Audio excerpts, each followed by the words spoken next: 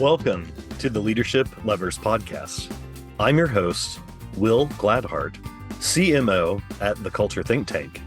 At the Culture Think Tank, we empower leaders with metrics that strengthen culture, drive performance, and return. We're here today to learn about the actions leaders have taken to address organizational change. Today, our guest is Matt Plooster, CEO and founder at Bridgepoint Investment Banking. Thanks so much for taking the time to join us. Thanks, Will. Great to be with you. Absolutely. So let's begin by having you share with our audience a bit about your background and your organization. Thanks, Will. Appreciate you having me. So Matt Plooster, founder and CEO of Bridgepoint Investment Banking. I am a small town Nebraskan. I have a very non-traditional background for an investment banker or a high finance person, I suppose you could say, our industry. I'm from a town of 400 people in Nowheresville, Nebraska.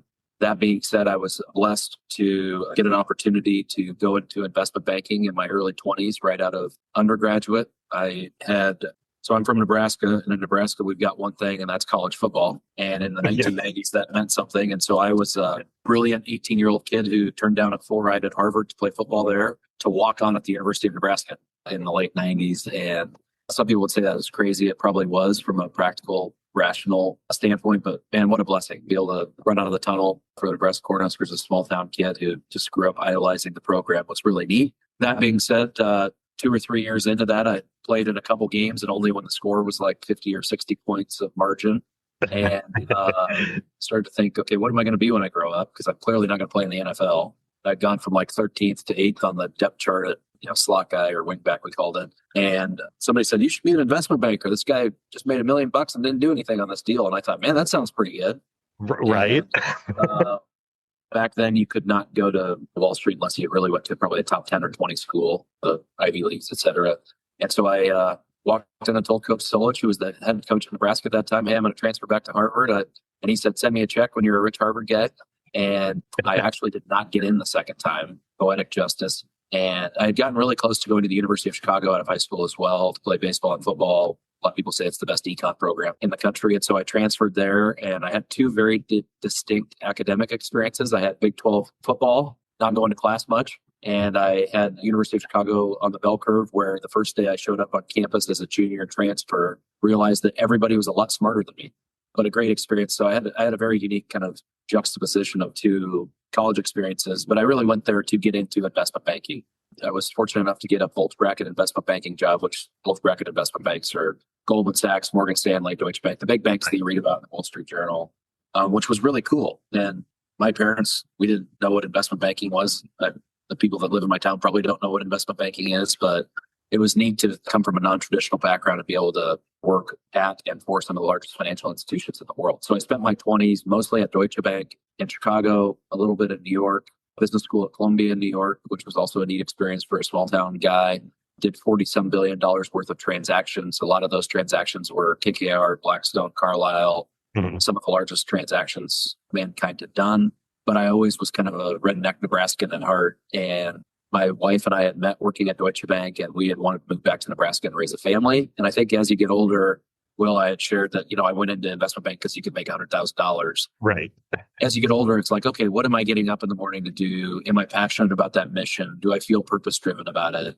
Mm-hmm. And there had never been a real investment bank in flyover country, which is where I'm from. Lots of boutiques like us in Chicago and New York and maybe San Francisco. And so we moved back at 29 years old with more courage than brains to start and build one and to do that. Started Bridgepoint Investment Banking, which is the name of our business, which is a boutique investment bank, in 2010, 15 years ago. We just had our 15-year anniversary. Congrats. In our garage. And I can remember on gravel road. And I can remember looking over, and I was looking at the trash cans in my garage thinking, I just went from the second biggest bank in the world to a garage on a gravel road. Was this a wise idea? It's been a true entrepreneurial journey. I never had a trust fund or anything, just a normal guy. My parents weren't. It's been a huge blessing, though. We had our conference last month, and somebody said, 15 years, that's amazing you made it. And I said, it was really amazing, given we almost went out of business every day for the first 5 or 7 years. But fast forward to today. Sorry, that's a longer story. It's perfect. No, thank you. Fast forward today, Bridgepoint's 25 or 30 bankers. We're headquartered in Omaha, which is where I'm sitting today when I'm talking to you. original office in Lincoln, Nebraska. We've got an office in Denver, Colorado, Chicago, and New York. And what does that mean? We do middle market investment banking for private American companies. We sell companies, do M&A work, and we raise institutional capitals to help those companies grow and transition, et cetera. We are a little bit unique in that we're very mission driven about who we serve. Most investment banks do a lot of their work for private equity funds, and we refuse to work for private equity funds. So there's a little bit of a Robin Hood angle, even though I think 5 of the 7 groomsmen in my wedding run private equity funds or senior private equity funds. We love sitting on the side of the table of Main Street American businesses who maybe their grandma or their grandpa founded it, right? Or they did, and they took all the risk with a ladder and a truck and have grown it into something they can't believe how big it is now. And they've got one shot at goal to either, transition that, monetize it, or help buy out a family member or help grow more quickly. But they don't. Wall Street is a big, scary world with a lot of smart people who went to Harvard and Princeton. And how do we do that correctly and in the most optimal way? And so that's what we do. We raise money for companies and we sell companies, and we only do it for people that have never done a deal before, basically, who've got one shot at goal to take care of their lifetime, blood, sweat, tears of their work. So it's been a huge blessing. And everybody that we've recruited kind of is that same person, which has done really large deals that has come down market because they feel very mission driven about helping those companies. So that's been really fun. Well, anyway, that was probably more than you wanted, Will. No, that's great. Thank you so much for sharing the background. We're not going to talk about the Nebraska football rivalry because, I was at K-State during those periods. We're some pretty good ones. Yeah, exactly. Well, where we weren't exactly that good of a team. So that was still a face mask on Eric Crouch, by the way. So we'll be discussing 3 questions today. And I think you touched on, as you were kind of wrapping up the summary about your company, what our first kickoff question is. As a warm-up, can you share why you believe a healthy culture is critical? It's kind of the only thing that matters, quite frankly. Everybody in our industry is smart as a commodity, right? And everybody on our team could go work at another investment bank. They're uber talented, amazing people. Certainly some of the things that you have to be compensated well, right? You have to have opportunity. You have to believe in the place that you're at. I think it's a fact probably that all of us, especially in investment banking, which is not a 40-hour-a-week industry, we spend more time with our work family than we do our actual family. And so why do you want to be there? And why do you want to be on mission together? Why do you want to get up in the morning and do work together? And so belief in our culture, belief in each other, and our why is that trust of the integrity of who we work with and having fun doing it is kind of the only thing that matters. Otherwise, everybody here can be at another investment bank, and it's pretty much commoditized that everybody's really good at what they do in this industry and everybody's really smart. Yeah, no, I think that's a great point because we work in very similar industries to yourself with culture and building that for leaders or actually to help drive value in the company. We see that it does make a huge difference in not only the attitude, but also the financial performance of the organization and how people show up. People have the same vision and mission, and you don't get 10 different answers of what we're doing here. You get the same answer. And that's really driven by the leader yourself. So it's been our experience that leaders tend to struggle in 3 key areas: people, process, and profit. In your role as a CEO, could you identify which of these 3 areas or combination thereof, because they usually are, has been a cultural challenge as you built your organization? What was it? People, profit. What was the third one? People, process, or profit. People, process, or profit. People, for sure. It's a people business. We're in a human capital business. We're in a service business. It sounds basic and maybe a little bit cold, but the way that you scale a human capital business and an investment bank in this case is people. And getting the people piece right is absolutely almost not to overstate it, but almost the only thing that keeps me up. When you're a business owner and you're managing cash flow, at some point it just kind of becomes paper, right? And you kind of become numb to the swings of cash flow management, et cetera. And candidly, don't get me wrong, self-financing a business is stressful, but you learn to, I'm a faith-based person. And so you trust that and you believe in yourself and you believe in your team. But boy, when there's a people issue and if you care as a leader, that's what keeps you up at night.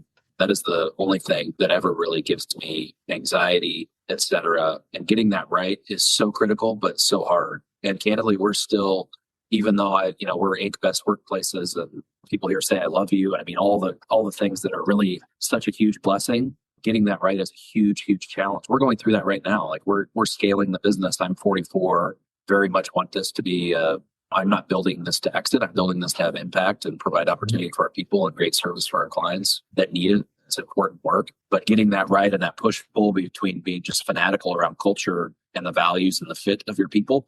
Right. That's a really tough balance. And candidly, I'm struggling with that right now. I think we're struggling about it. And if anything, we've erred to the side of like being too disciplined versus taking the bait, because we could go out and hire 10 senior bankers for the next 30 days and add 30% to our growth. But boy, if we get 2 of those wrong, it is hugely disruptive. Yeah, no, I think you're pointing out a great point. We've seen it in M&A quite frequently, as probably were yourself, where you bring in disparate cultures, you bring in different leaders, you bring different styles to the table, and it either makes or breaks the organization, or you start to see profitability drop off. You see performance drop off because no one understands what their role is. There's a lack of clarity. So I think you've identified very well that it's a continuous struggle for leaders to not only evaluate that, but to look at the numbers behind that and continue to say, are we on the right path? Are we being self-reflective? When you kind of think about those challenges along that, was there any particular event that either negatively or positively impacted your organization, either around culture, performance, or something that you could share with other leaders that you really had to work through? I think maybe it's more about a couple of things I think that are impactful that we do that we figured out the hard way, that kind of came from some friction, which is we 8 or 9 years ago instituted a success coach that we employ for not just ourselves personally and professionally, but for our business, to really say, okay, look, you need to be excellent investment bankers here, but we also want you to come here to be incredible husbands and wives and mothers and fathers, and really investing in our people at all levels, not just as you're an investment banker, what's your fee pipeline look like, and how are you going to go find more deals? We also have a corporate chaplain on staff to be there for our people in times of need, because inevitably we're just a bunch of people like any business doing life together. And people lose parents and people get cancer and have miscarriages. I mean, just all the things that happen in life. And being intentional about investing in the soft stuff, which is so foreign in our industry. Yes, it is. People didn't talk about all those things. And then, and not to say we're homogenous. I mean, we have atheists and Christians, and we have people of both sides of the aisle, and politics, all the things, which is beautiful. It's a beautiful thing and it's a good mission, but being very intentional and slowing down in a very fast-paced industry to really focus on our people and investing in them and allowing them to be people has been something that's very different, I think, for us culturally versus others in our industry. And not to say that I'm 44 and have the whole world figured out, but boy, for us, there's been a lot of magic in that. Because people want to, I think more than ever, probably especially versus when I started my career, people want to have belief in what they're doing, who they're doing it for, why, and purpose in a very different way than I think even 10 or 20 years ago. That's really been, even though it has the why of that whole effort hasn't been to do more business and revenue or profit. I think our clients select us because when they're in the room with us and our people, they feel that. They feel that we love each other. We believe in what we're doing. We're passionate about it. We're passionate about our core values of being honesty and integrity always, and all the other things. And it actually has absolutely impacted us in allowing us to recruit more people and better people, and also getting better clients. Yeah, I think that's a great point, providing not only that support for the human events that happen, because inevitably as we go through life, I mean, just stuff happens. I mean, we can't avoid it, life, death, etc. But having that backup, that resource, I think is huge. And we've certainly noticed in the private equity and M&A industries that over the last 5 years, specifically the last 3, that there's been this shift all of a sudden back to, well, it's not just about the numbers. We have value in people. And we have value in the people, and not only in the companies that we're buying and selling, but the value of our people and the inherent knowledge of who's sticking around to continue to grow and do these deals. Because it's not just the guy working 80 hours a week, because I know a bunch of them and they're like 30, 35, and they're out of the industry. One of them runs a construction company because he's like, I couldn't do it anymore. Yeah, I wanted to do something totally different where I hung out with people and helped transform their homes. And I was like, okay, you're just doing a different way to do that versus transforming a business or transforming something financially. So, Matt, thanks so much for your thoughts. As we kind of wrap up today, is there anything else you'd like to share or add for fellow leaders? I don't think so, other than I don't know about other leaders who might be listening, but running a business, being an entrepreneur is so acute and so intensive that I often struggle to just step back and appreciate the journey, which sounds so basic, But I think at least me, I'm an OCD entrepreneur, right? It's like, what can we do better? What's a problem, et cetera. But man, what a blessing to be able to be a leader, right? And to have people trust you and to be able to serve them. And so if anybody's listening and having, like I am a lot of times in the car on the way to work and I've got a big day and I'm worried about a bunch of stuff, I put on a podcast, maybe just an encouragement for whoever's listening to slow down and just take in what a blessing it is to be in the spot that we're in. Because I know some days that I do a good job at practicing gratitude for where the Lord's put me, but that's not every day. And so if somebody's having a rough day or maybe feeling like they need some perspective, what an awesome journey that we're on and what a blessing it is to be a leader, and go have a great day for your people.